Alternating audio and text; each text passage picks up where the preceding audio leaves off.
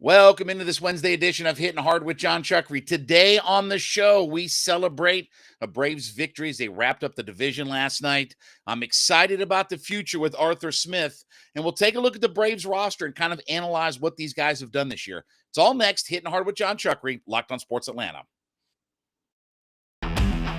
This is Hittin' Hard with Jon Chuckery, part of Locked on Sports Atlanta, and it starts now.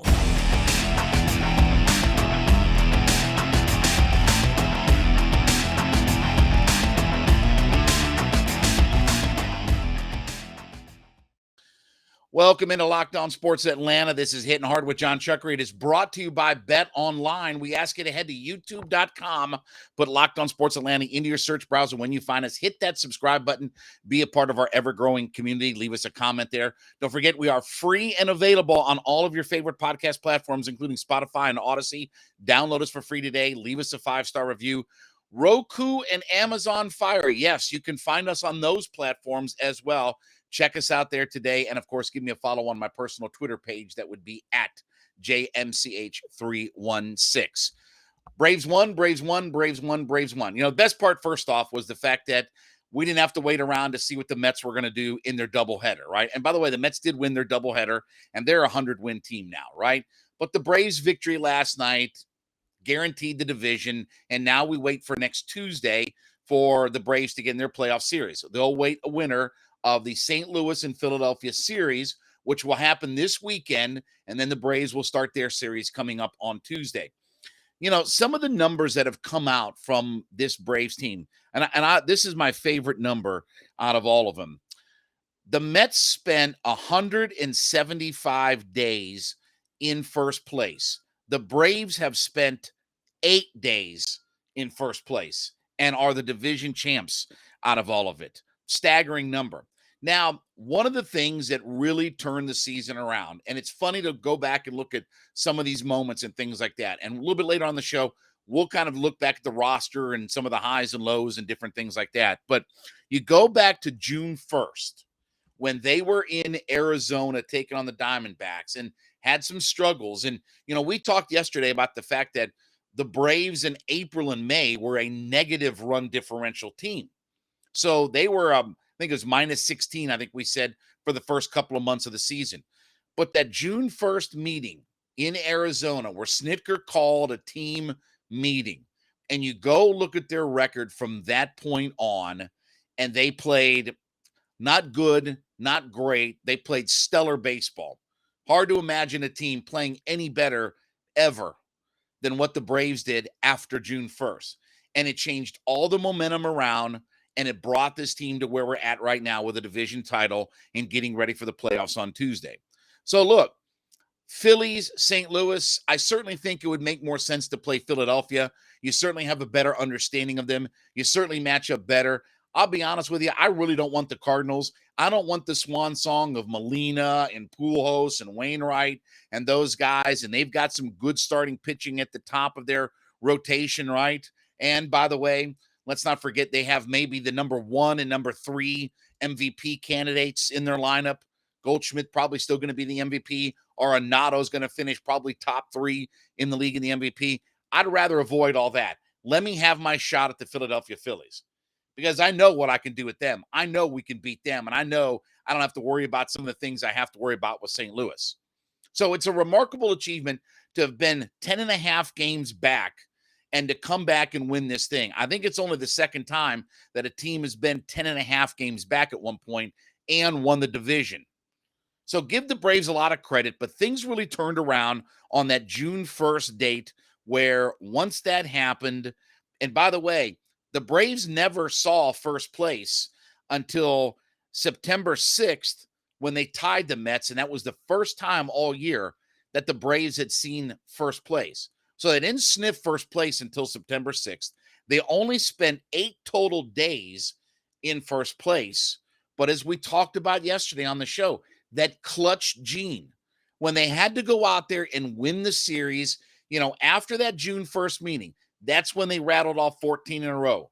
When they needed to sweep the Mets this last weekend, swept the Mets right out of town. When they needed to beat DeGrom and Scherzer and guys like that, they beat them. When they needed a big series win here, they found it. Need a big series win there, they found it. So certainly, look, can you make an argument that this team is better this year than they were last year? Absolutely. And a couple of months back, I was in an event for Top Golf, and it featured a lot of former Braves players. And I got a chance to talk to Andre Jones, Marquise Grissom, Greg McMichael, Brad Clance. Got a chance to talk to several former Braves. And we all kind of talked about the same thing, that there's nothing about this team this year that tells you that they're any less than last year.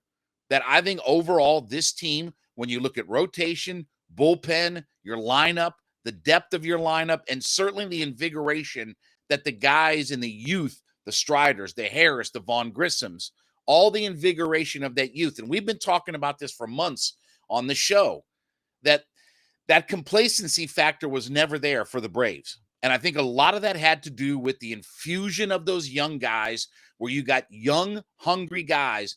2 years ago, Strider's pitching at Clemson University. Michael Harris is in Double-A.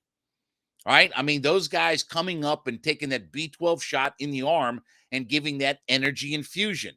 And then you mix in, I know Ozzie missed half the year, but the enthusiasm from him, and obviously having Ronnie back. And so all of this comes together. It doesn't all just kind of happen in one fell swoop. And it's not necessarily the way the Dodgers do it, where they just from start to finish bludgeoned everybody all the way through, right? That's pretty much what the Dodgers did this year, is they just started day one. We got the late start to the season, started day one and just bludgeoned everybody the entire way, right? Just took a billy club to everybody's legs and head and just beat everybody along the way. The Braves had to fight, scratch, and claw. And give the Mets credit from the standpoint of, and this is the only thing I'm going to give them credit for, because I loathe the Mets. Okay, if you listen to me long enough, or listen to my radio show, you know that I loathe the New York Mets. I hate everything about them. I don't like their uniforms. I don't like their manager. I don't like their team. I don't like where they play. I don't like anything about the Mets. The only thing I like about the Mets is when they lose or they're off the radar. But give them credit. They have put together a 100-win season. And they fought, scratched, and clawed their way all the way till the end, until it was time to win a game, which is all they had to do, win a game with their aces on the mound and wrap things up, and they couldn't do it. They took a wee-wee down their pants and put a nice little yellow streak down the pants. Cool. Good for the Braves out of all of it. But so many things to like about this team. So many things to be impressed about this team. And certainly going into the playoffs, look, I know the Dodgers have the enormous record and things like that. But having beat the Dodgers last year, I talked to Bob Nightingale last night on my radio show. He thinks that the Braves are the team to beat in the National League. I'm with him. I think the Braves are better this year. I think they have a better overall squad. And there's nothing that says that the Braves can't go in a 7-game series and beat the Dodgers. They got that monkey off their back, much like Georgia and Alabama. They got that monkey off their back. Now you have to give the defending World Series champions the benefit of the doubt in all of this. So it was a fantastic win last night. And look, give Jake Odorizzi, by the way, credit, right? I mean, for all the beating up that we've given Jake Odorizzi, and it's very possible that he pitched his last game in a Braves uniform, because they'll probably buy him out next year, even though he's got a player option that I'll probably pick up for, I think it's $6.5 million. They can buy him out for around $4 million or what have you. They'll probably buy him out and move on. So if that was the last time we ever see Jake Odorizzi in a Braves uniform, 5 runs, 2 hits, the 1 solo homer, and 7 strikeouts, he certainly saved his best for last. And that seems to be the theme of the Braves. When they needed a big moment and they needed that step-up moment, they were always able to find it. Now, I want to talk about my friends over at BetOnline. BetOnline is the place for all of your sports wagering information. Listen, you got baseball playoffs that are about to get cranked up and started, right? Very exciting time of the year. NFL season is, I guess, officially not quite a quarter of the way through, but let's call it a quarter. We're close, right? College football season, believe it or not, is going to be halfway finished after this weekend. Boxing, MMA, golf, all the different things you could want. Everything is available at betonline.net. So take that handy mobile device that you've got, right, that you can't live without. Head to betonline.net today. Check out all the information, scores, stats, podcasts, news, anything that you need, esports, betting. Everything is available right there at your fingertips at betonline.net. Get in on the action today. Head there on your mobile device. BetOnline.net is where the game starts. In the movie The Dark Knight, Bruce Wayne had this saying that he used and make a bumper sticker that said, "I believe in Harvey Dent," right? Remember all that? Well, I'm going to get my own bumper sticker made that says, "I believe in Arthur Smith." And I've talked before about, it's crazy to think that a franchise that, even though the Falcons are not one of the original franchises in the league, they're not Green Bay and Chicago and these teams, right? But the fact is that nobody has ever won more than 66 games as a head coach for the Falcons, and that's Mike Smith. And I've said before, I still think Mike Smith is the best coach that the Falcons have ever had, mostly because of how he pulled this franchise out of the doldrums. The '07 season is still arguably, in my 30 years here, the worst professional season I've ever seen from a team. That '07 season with Mike getting arrested, going to federal prison, Bobby Petrino, Arthur Blank, all the craziness that surrounded it, that season was awful. And they go out and they change general managers. They they didn't demote, they promoted Rich McKay, but bring in Thomas Dimitrov and bring in Mike Smith. And the culture and the winning changed. And the team became, in its golden era, the best run of Falcons football we'd ever seen, right? And obviously, Matt Ryan and Julio and all those guys had so much to do with it. But the trigger man was Mike Smith and all of that. I think we're about to see that take off again with Arthur Smith. And I was looking, when you start to get your roster right in the NFL, where you've at least got a competitive roster, right? Where you're not the dregs of the universe, right? Where you're the least talented roster and things like that. If you get your roster at any sort of mediocre level, right? You're going to mostly play in close games in the league. The NFL is not like Georgia lining up against whatever, Arkansas Technical A&T, right? It's going to be close games. It's going to be 8 points or less, one score games in the league, right? That's how the league is. The league is designed to not have so massive disparities of talent between two teams. So you have to figure out in the league that when the games are close and tight, how do you win those games, right? And that's the difference between, look, winning at home, difference between, winning and losing in tight games makes all the difference in the world for your franchise. The final 2 years under Dan Quinn, and full disclosure, okay, I was never a Dan Quinn guy. I never thought Dan was a very good coach. I thought all the same mistakes that Dan made in 2015, showed up later on. I don't think that it ever grew and we ever, and I talked about this for so many years. I never felt like we had an advantage on the sidelines. We might have had an advantage at quarterback or wide receiver or linebacker or this or that. And that's immensely important. But there are times in the NFL when you need to have an advantage on the sidelines. And I never felt that way with Dan. I always felt like no matter who it lined up against, we were always at a disadvantage. And when you go back and look at some of the third quarter stats, as far as how many points their defense gave up, lack of being able to score in the third quarter, this, that, and the other, it kind of bow itself out, right? Now, if you look at Dan's last 2 years with the Falcons, in one score games, 8 points or less, the Falcons were 5-12 in those games.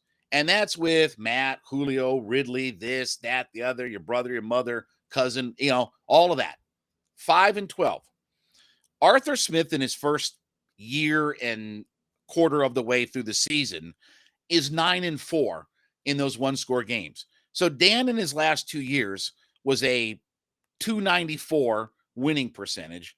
Arthur's a 692 winning percentage. And if you want to tell me that how are we going to change? How's the culture going to change? What's going to be different? This, that, and the other.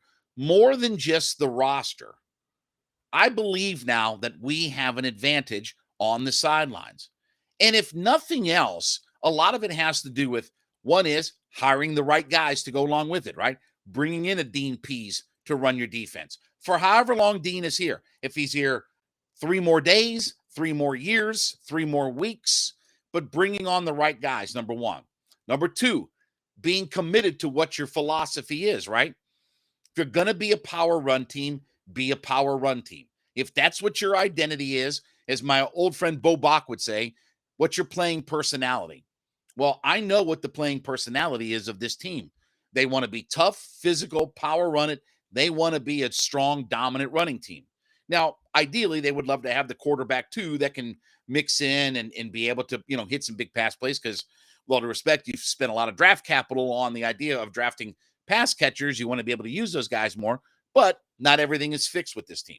But you see the philosophy and the fact that they're getting the results in things that matter most, right? We talked yesterday about the fact that the Falcons are not just a top 5 team in rushing yards, they're also a top 5 team in rushing attempts. And what did I say? Bill Parcells' thing, he always talked about after a game, the number one stat he looked at on the stat sheet is how many rushing attempts did we have? Didn't worry about the yards, didn't worry about the yards per carry, touchdowns, passing yards, whatever. First stat he always wanted to see, he said, was show me how many rushing attempts that we had in the game. And that would tell him a pretty good idea about how the game flowed. So Arthur being committed to his philosophy is paying its dividends already. Doesn't mean that the Falcons are going to go 14-3 this year. Doesn't mean that the Falcons are going to win the division. But when we talk about those culture changes, and as you're trying to build the roster and bring in the playing personality of what you want this franchise to be, you're seeing that come together with Arthur. And frankly, it's coming together in a pretty fair, fast amount of time. Now, I know everybody talks about the idea of, having lots of money next year, and that's great. Okay. But, while you may not measure this year on wins and losses, let me assure you, top flight free agents in the NFL are not going to a 2-win franchise. There are always teams that have money to spend that can always go out and sign top tier guys, always create enough cap space. How many times have the Saints created cap space just in the last 4 months? So all of the money is great, but that doesn't bring you in anybody if your franchise is bad. And I think if you look at where Arthur Smith is taking this team, the direction that he and Dean Pease are getting this, you're starting to see some results in things that are going to be important. Now, the next thing that they have to do is they have to figure out how to win at home. That's the next important. So we're getting the one score close games figured out. Right? Things get crunched down and tightened up. We feel like we have a shot. And what do we say on here? If you can control the line of scrimmage and run the football effectively in the NFL, you can be in every game. You may not win every game. At some point, your quarterback or this or that has to happen. But if you can control the line of scrimmage and you can run the football effectively, you'll be around every week to have a chance to win. Now you just have to tweak and fine tune a few things. So the close score games are going drastically in our favor compared to what they were in the last 2 years of Dan. Now the next step would be get our home field figured out. Because before Sunday, the Falcons had only won 6 games in Mercedes-Benz since 2019. Obviously, that's a dreadful mark, and that's certainly not where you want to be. So I expect that trend, because Arthur Smith has spoken about this specifically at his pressers, talking about we got to be good at home. We have to figure out a way to win at home. And winning in London doesn't count. It's about winning here. So you're looking at these little steps with Arthur that you're seeing the things start to come together. Do they have all the personnel that they want? Of course not. Are they maximizing some of their personnel? Absolutely. They're maximizing guys like Caleb McGarry or Taquan Graham or some of these guys that they have that they're maximizing it. I don't think anybody would have thought that Caleb McGarry would be graded out as a top 20 tackle in the NFL this year, but guess what he is right now? He's 18th in the league as far as his PFF grade. That's a hell of an accomplishment for a guy that, let's face it, has been a massive disappointment as a first-round pick for this team, and a long line of those kinds of guys, the Vic Beasleys and the Tack McKinleys and guys like that. So I'm going to go out on the streets. I'm going to head to my, I don't even know what, like the FedEx store or Kinko's. Do they even have Kinko's anymore? I'm going to go out there and I'm going to get me a whole bunch of bumper stickers that say, I believe in Arthur Smith printed up. I don't know where I get them. I'll find a place online here, but I'm like Bruce Wayne in The Dark Knight, where he said, I believe in Harvey Dent. Well, guess what? I believe in Arthur Smith, and you should too, because the direction of this team is in really good shape right now. I talked to my buddy Gabe Burns yesterday, feature writer for the Atlanta Journal-Constitution. I had him on my radio show, and I saw yesterday online that there was a vote that some of the local nudniks, talking heads, media people, this and the other, guys that cover the Braves, this and the other, they had a vote for I guess it was the Baseball Writers Association pick for who was the most important Brave. And it was more than just the on-field stuff. There's off-field things that are calculated in this as well, but they talked about the most important Brave. And the way the voting went is Austin Riley finished first, Dansby finished second, Michael Harris finished third. Now, I'm going to tell you personally, again, I know some of the off-field stuff and dealing with those guys, but I'm going to look at it from especially like a baseball perspective. Can I tell you that I think the most important Brave this year is Michael Harris? Now, hard to believe that a rookie coming up from Double-A would get that kind of honor. But if you think about what Michael Harris did and meant for this team, where he solidified one of the most important positions in Major League Baseball, if you think about the diamond of baseball and where you need to be really good at, take shortstop number one, take center field number two, then probably catcher, second base from there. You know, the old axiom, be good up the middle in baseball, right?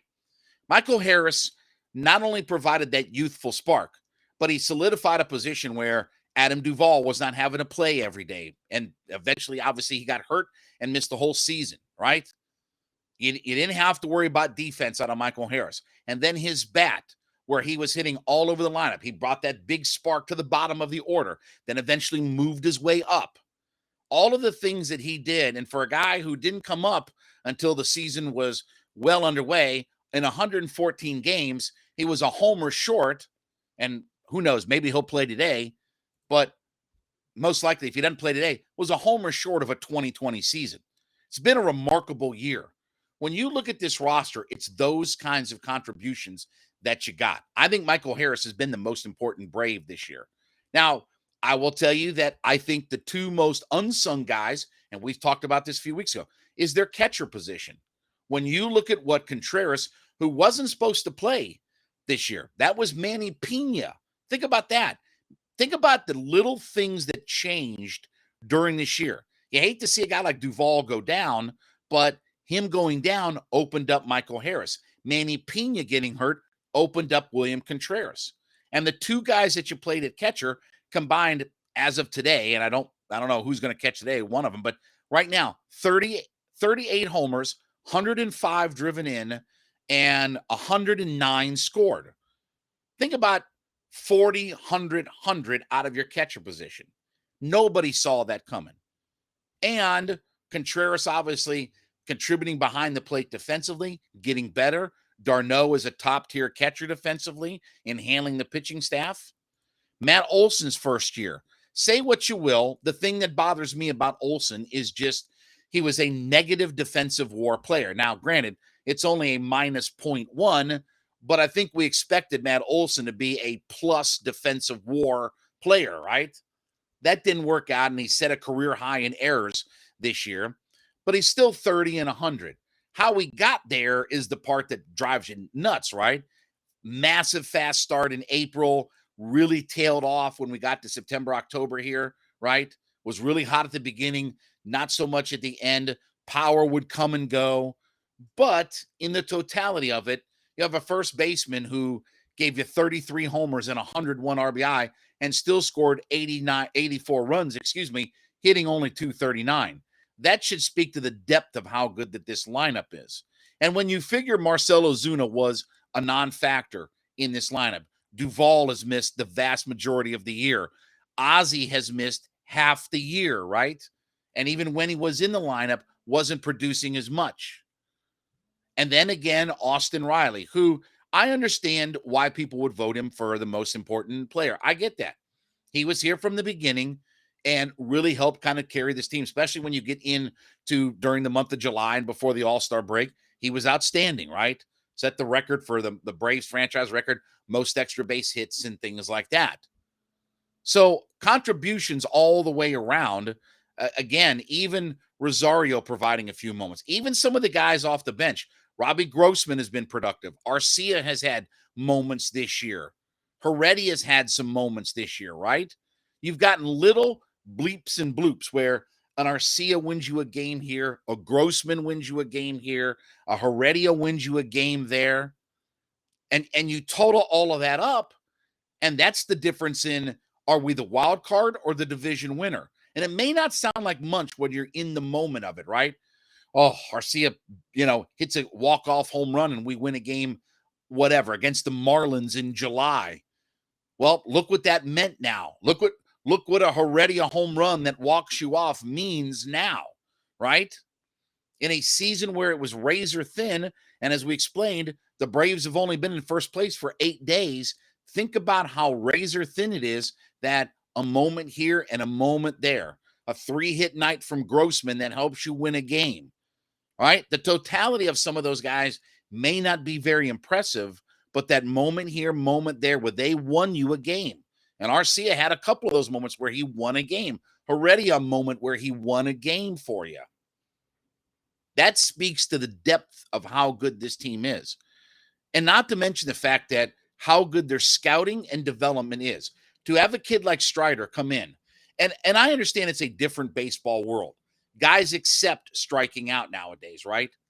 But for a kid to come in who's 2 years removed from Clemson University and to give you 200 strikeouts, 202 strikeouts before he goes down in only 130 innings is a staggering number. 13.8 strikeouts per 9 innings.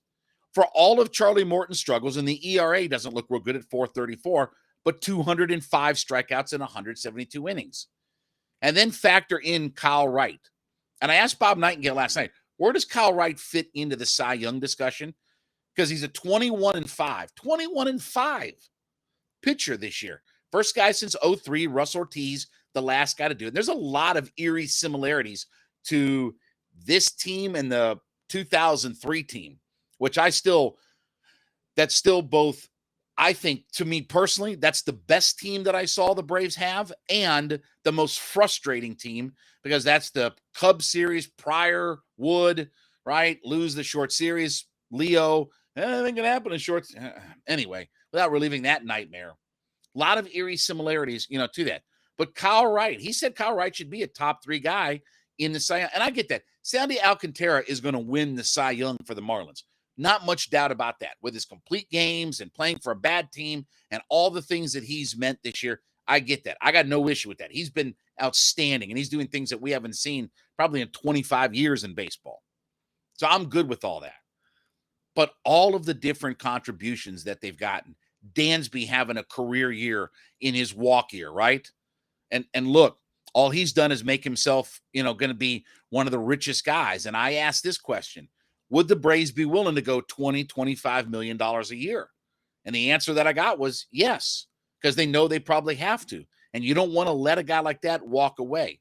And even in a year where Ronnie didn't have his overall numbers that were, what we expect, but still his impact, even in the 119 games they played, look at what the Braves record is. He still got on base, had some decent power, stole a crap ton of bases. He's right now sitting at 29 steals with 1 game left. Don't know if he's going to play. My guess is you won't see him today.